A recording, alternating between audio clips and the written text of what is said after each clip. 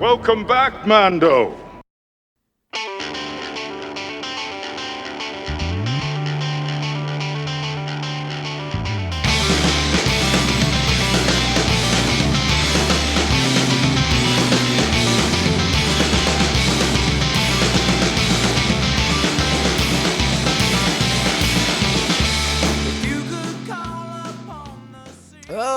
Oh, greetings once again, Bucketheads. Mavar Tigar.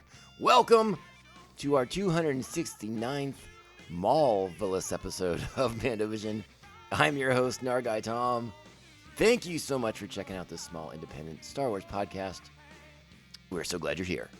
Reach out to us on the socials at Mando_Vision, Twitter/X, and Instagram. Email the show, mandovisiontom@gmail.com. Be sure to like, subscribe, follow, and share the show with all the Mandalorians in your covert.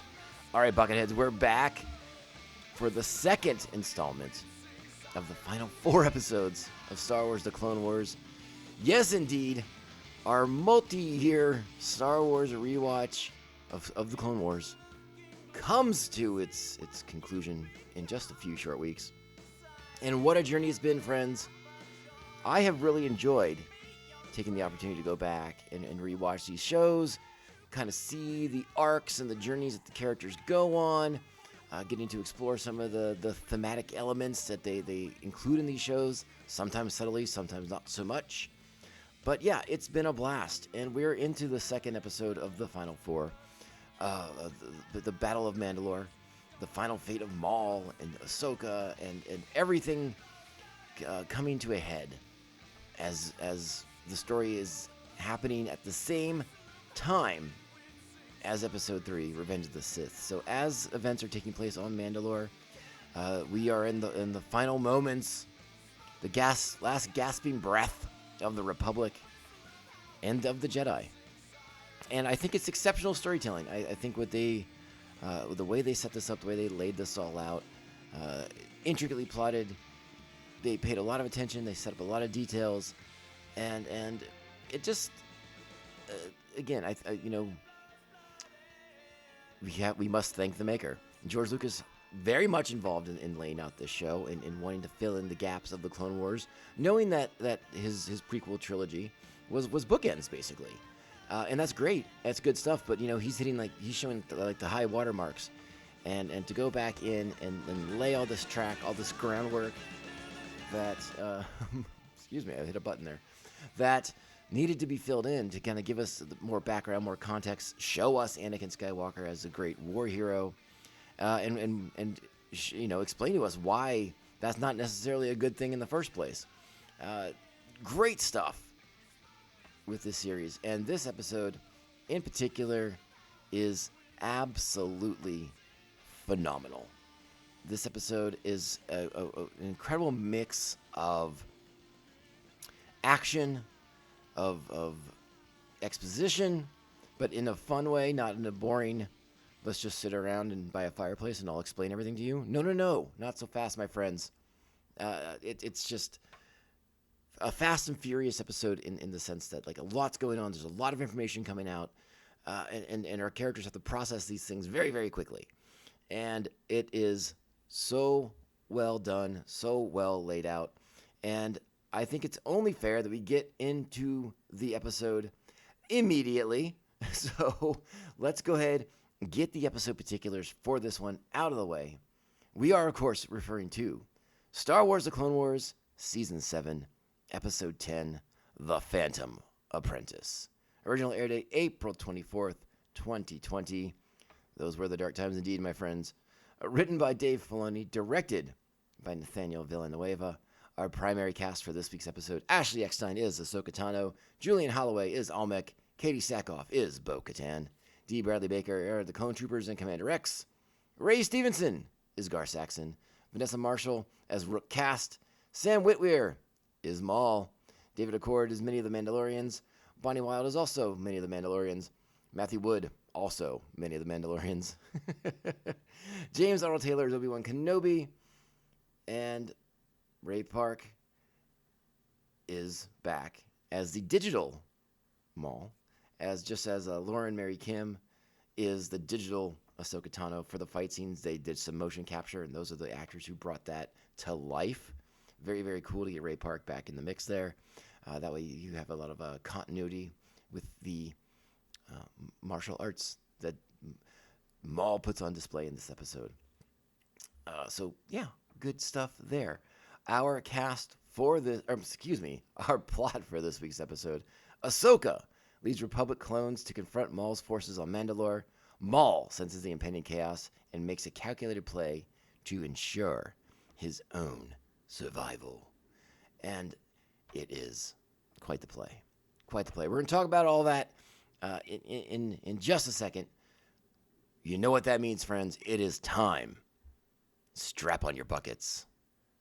Let's go. This is the way. This is the way. This is the way. The episode opens just like last week. No narration this time around. We get the Lucasfilm logo in green. We get Clone Wars in bright red to signify the emergence of the Sith.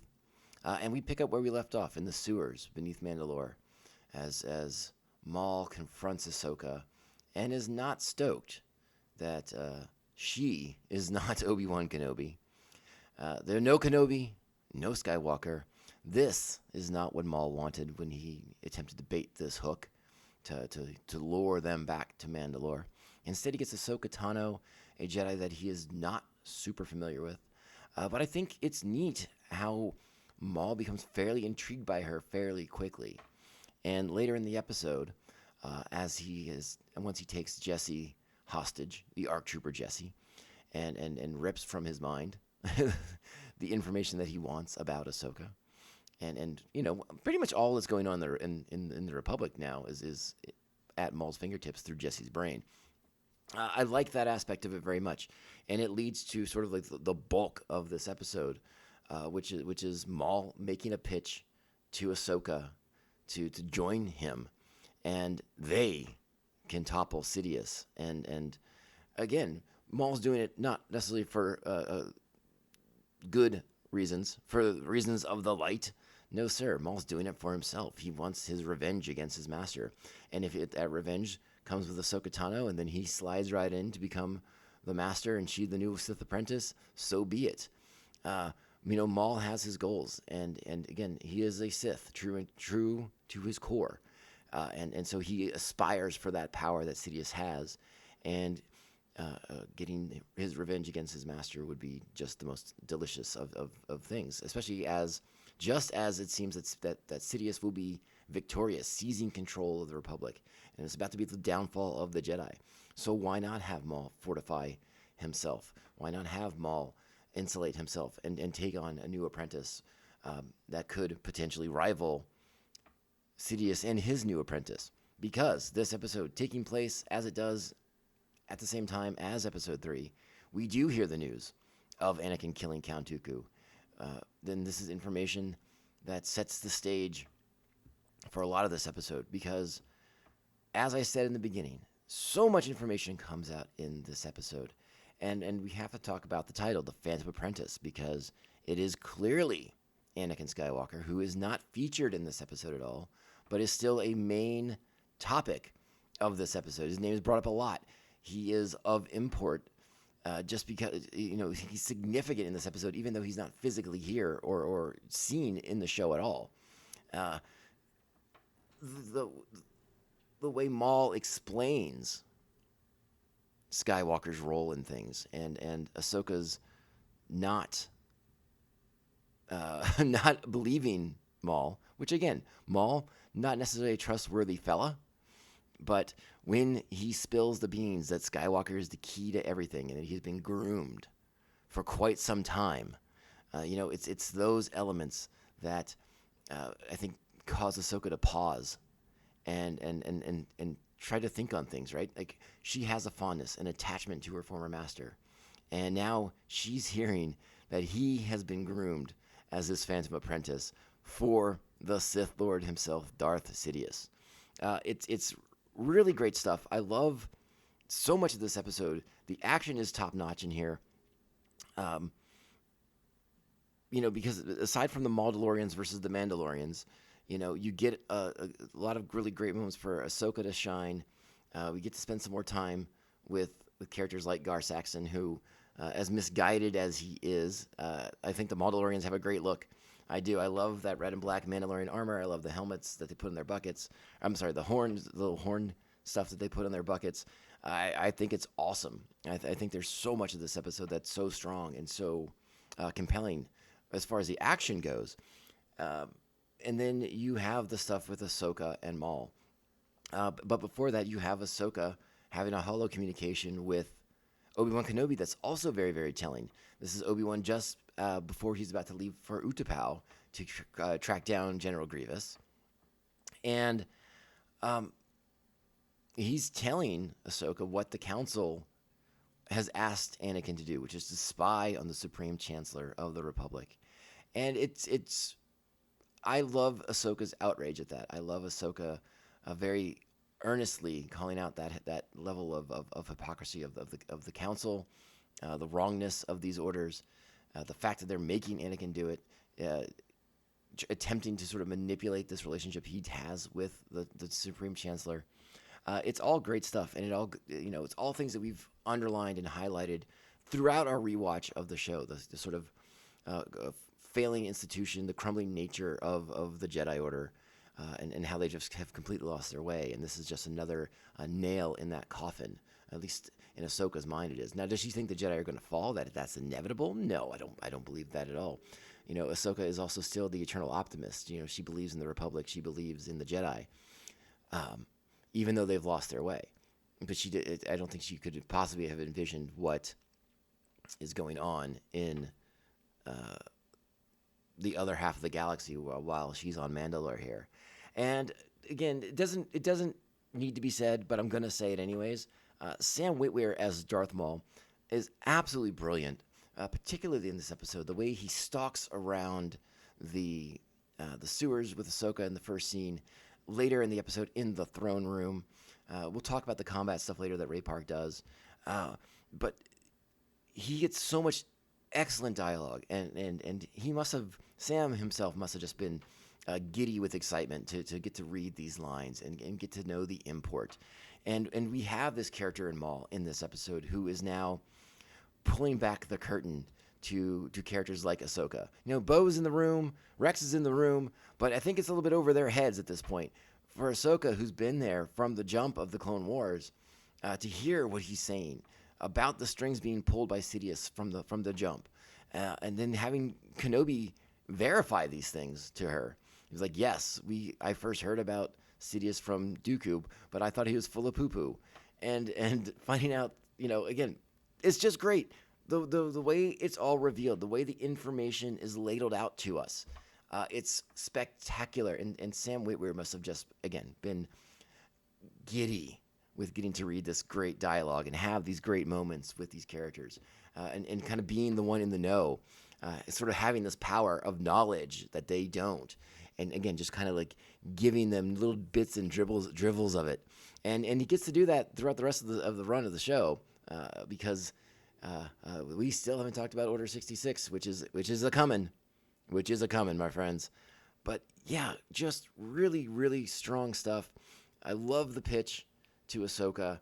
I love the battle, the lightsaber fight in the throne room. If you thought that was excellent, then just wait, because this is only one of two great lightsaber fights in the episode. But yeah, and let's talk about that moment where Ahsoka does sound like she's gonna join up with Maul. Two outcast or cast aside apprentices, whether willingly or not, in Maul and Ahsoka. So they have some sort of a commonality between them, between their stories here. And again, do you think Ahsoka was being sincere when she was going to initially accept the offer of apprenticeship with Maul, or was it to get the information that she wanted about Skywalker, and why is Skywalker so important, and why does Maul have his name on his lips?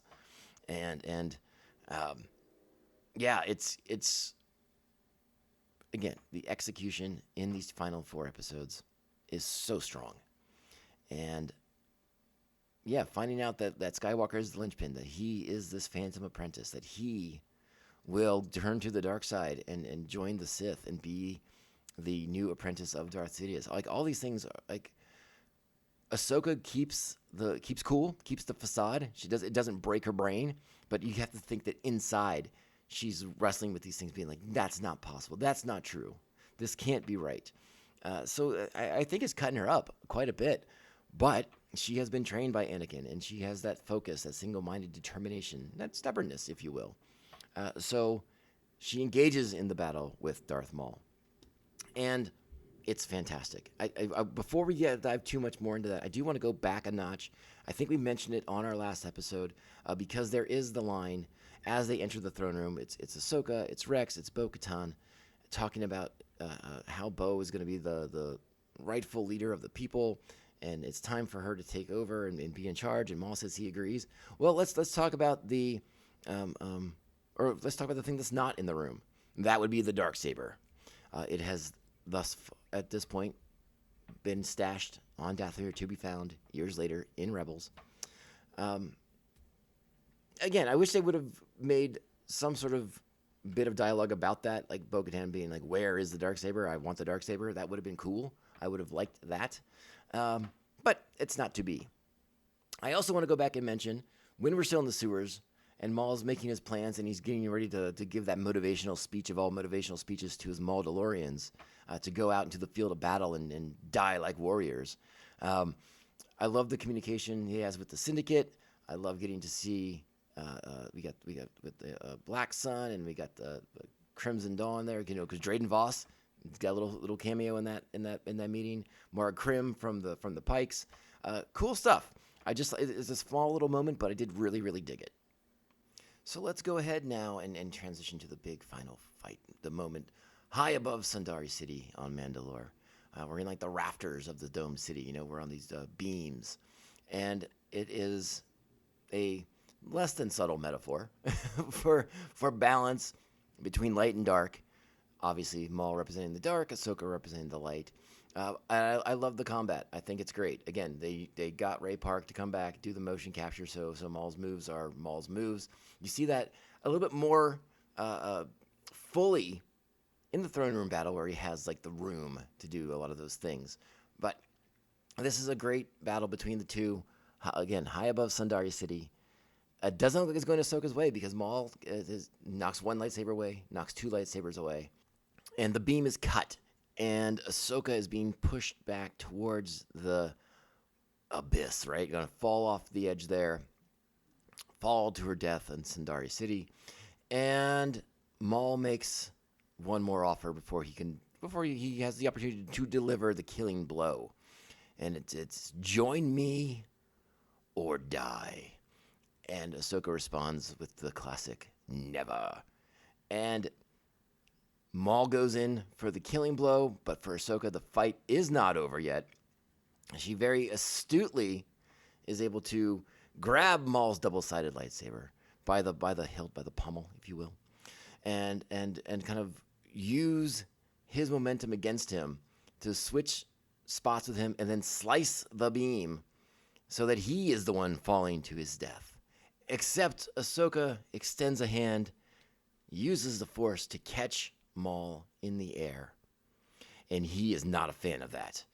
Oh, he does not like that at all. He says, "Let me go, let me die." And then as the gunships arrive from the surface, because Bo-Katan, her Mandalorians, and the Republic forces have seemed to be winning the day, Maul just loses it. He absolutely goes bananas as Mandalorians wrap him up. And right before Rex stuns him, he's talking about how they're all gonna die. They don't know what's coming. Maul is so unhappy here to be captured, and it's delicious. And I can't wait to get into it next week with you guys to talk about the third episode of these final four, because big things are happening in that one as well. And this episode has got, again, it's got so many outstanding moments in it, so many quality moments into it. One of my favorites is actually just before the lightsaber battle with Ahsoka there on the beams high above Sundari, where Gar Saxon is calling his leader, the man who he is so loyal to. He's modified his Mandalorian armor to emulate that of Darth Maul. He's like, Lord Maul, you need to reinforce us. We're being overrun. It will be captured. And Maul, being Maul, it's like, no, I don't think I will. Die a good death, Mandalorian, and just keeps doing his own thing. It's so great. It's just phenomenal. Again, Whitweir must have been just loving the script and how much he got to play with it and kind of chew on this dialogue. Fantastic episode of Star Wars The Clone Wars. And I can't wait to talk to you guys next week about episode 3 of these final 4. Big time stuff a brewing, big time stuff happening. This episode, surprise, surprise, 10 juicy buckets. Ooh, it's so good.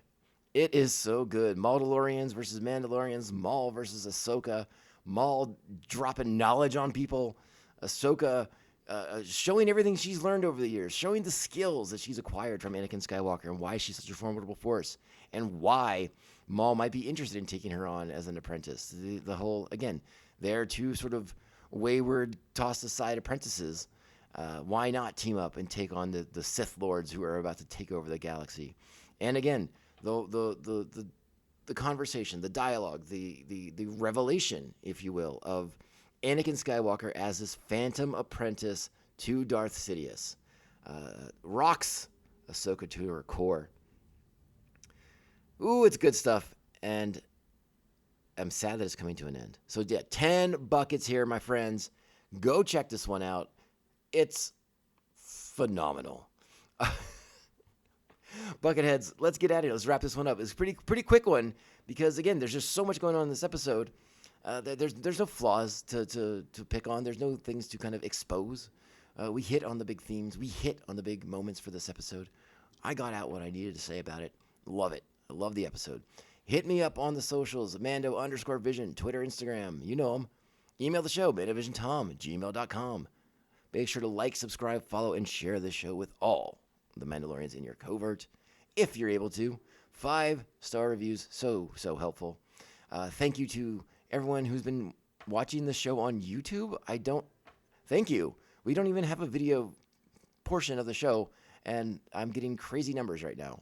Thank you guys. I hope video is coming one day. Though maybe I don't want to rock the boat. Maybe video would be bad. Maybe you guys will not like what you see. So thank you guys on YouTube for checking out the show. I do truly appreciate it. This is the Mandovision Podcast. I am your host, Nargai Tom. Thank you for being here. We'll be back next week. Oh, we're getting so close to the end of the Clone Wars. But until then, we have 2 episodes of awesomeness, and I can't wait to get there next week with you guys. All right, Bucketheads, go out there, be great Star Wars fans. If you're going to D23, I won't be there, but go have fun. Check out all the Star Wars panels. Let me know if you find anything cool. I'm always a big fan of the artwork they have at those things.